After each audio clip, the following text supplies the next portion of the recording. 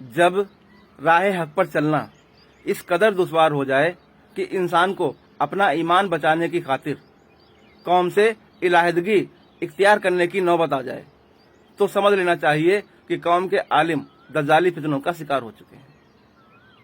اللہ نے اس قوم کے اوپر نظام حق کی جگہ نظام باطل کو مسلط کر رکھا ہے۔ اب کسی بھی انسان کا کوئی بھی عمل اس وقت تک قابل قبول نہیں ہے جب تک کہ اس سسٹم کو درست نہ کیا جائے،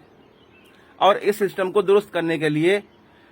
سسٹم کے اندر یعنی جو اس سسٹم کے اندر ہیں وہ کبھی بھی اس سسٹم کو درست نہیں کر پائیں گے۔ ان کو اس راستے کو اختیار کرنا پڑے گا جو ابراہیم علیہ السلام نے اختیار کیا تھا،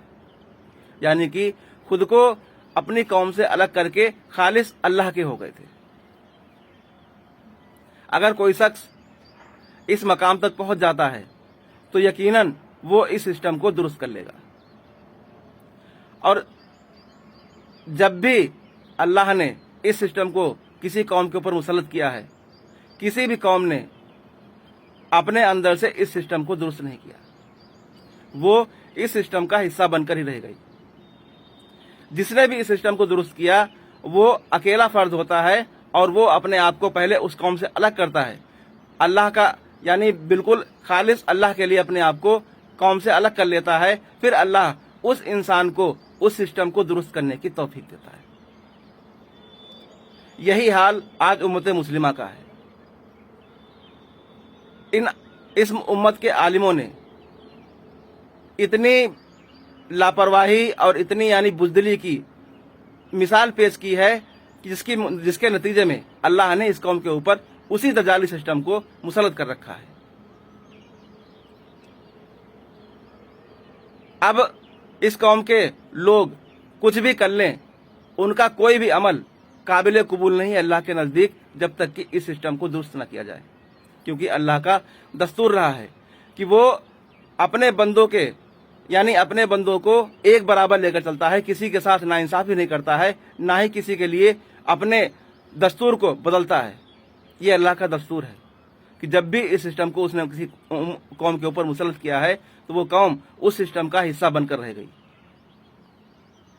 جتنے بھی انسان اس سسٹم کو درست کرنے والے لوگوں کے ساتھ میں ہوتے ہیں وہی لوگ کامیاب ہوتے ہیں۔ باقی